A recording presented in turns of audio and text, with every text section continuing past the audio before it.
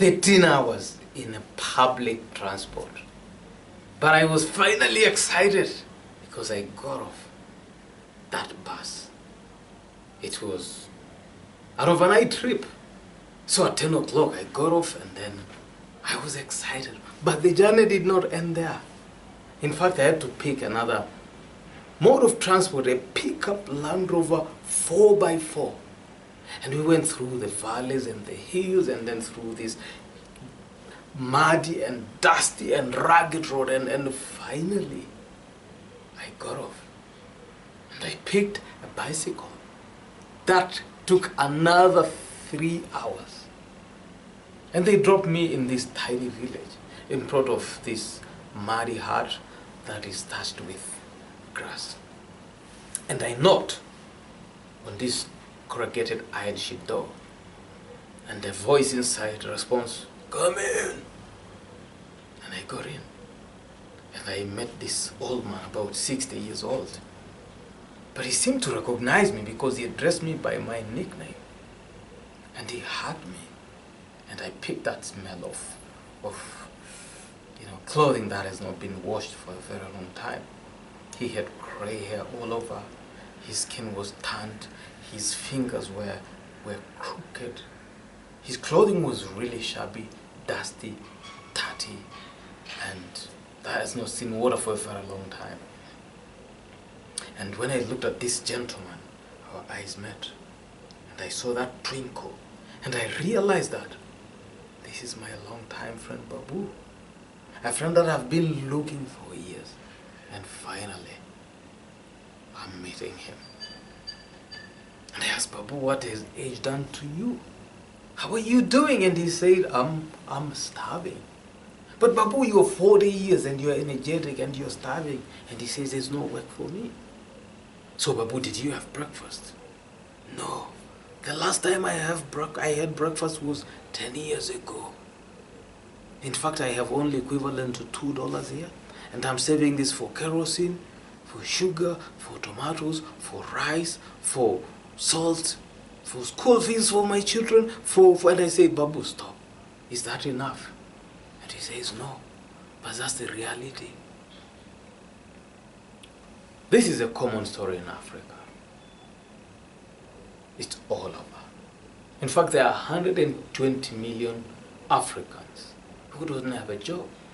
There are over 500 million Africans who are living under $1 per day.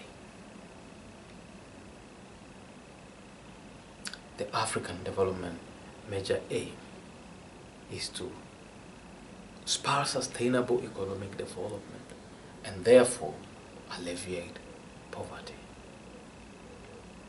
And to meet that mission, the African Development Bank developed not one, not two, not three, but 5 strategies that will be implemented over a period of not 2 years, not 3 years, but 10 years to make sure that we reduce poverty in the continent. These 5 strategies are popularly known as high five. Can you give your neighbor a high five, please? High five. The first one is to light and power Africa. As I was talking to Babu, I realized that his house had no electricity. In fact, during the day they use natural light because his roof is quite porous. And to charge his phone, Babu has to paddle his bicycle for over 6 hours. And by the time he comes home, half of the battery is gone. His children have to get their homework done before 6, before it gets done. And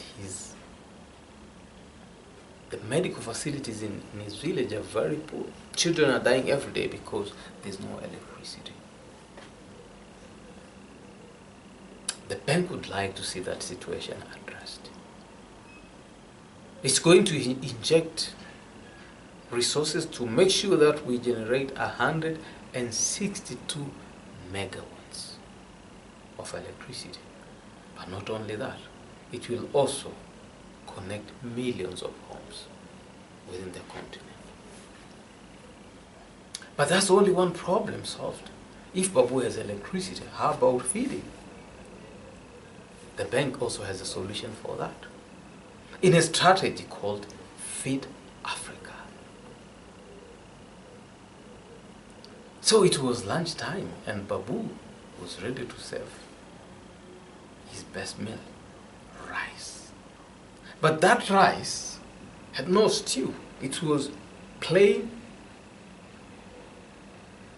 as a piece of paper.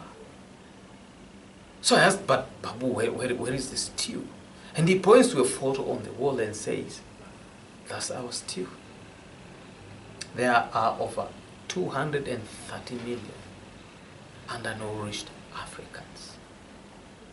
The bank would like to address that situation, ensuring that more than 150 million people are lifted out of hunger. Now Babu is well fed, but what happens to that is his agricultural product. The bank has a strategy for that, which is to industrialize Africa. You see, Babu harvests a lot during the harvest, but only 50% of his produce make it to the market because he does not have a processing or a storage facility. Africa is at the bottom of the manufacturing industry, producing only 2%. And the African Development Bank would like to see that situation addressed by ensuring that our GDP, and particularly industrialization, would contribute to 130% of our GDP.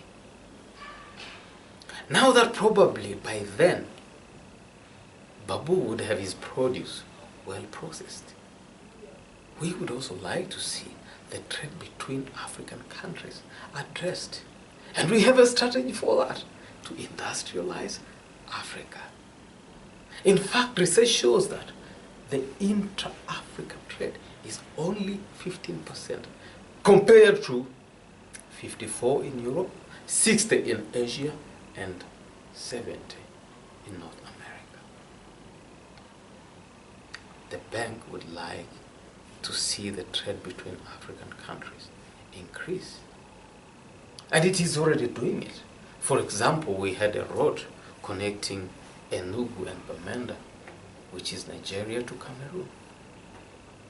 Before, it used to take 5 days to travel that road. In fact, they would not allow women to travel that road because it was too dangerous and they did not have sufficient energy to push the car when they get stuck. But when that road was finished, the travel time was reduced.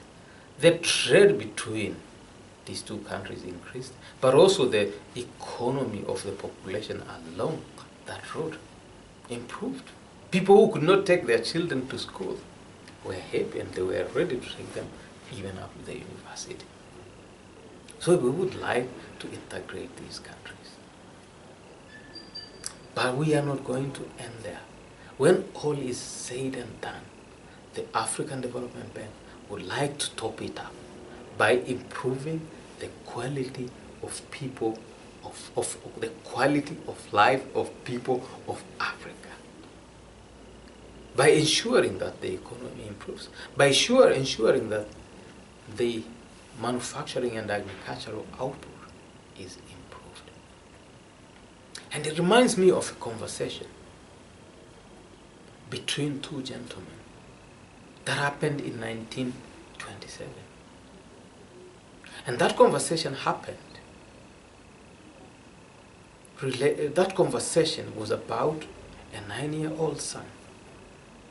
And their dad said to his friend, please take care of my son because I think my days are numbered. He was actually on the deathbed. And after 3 days, he passed on. And that boy was taken by the guardian who took him to school, got him educated, and he later on graduated as a lawyer. And he finally became president of a country. Can you imagine? Improving the quality of life of an individual can even change them into a president. That boy was Nelson Mandela.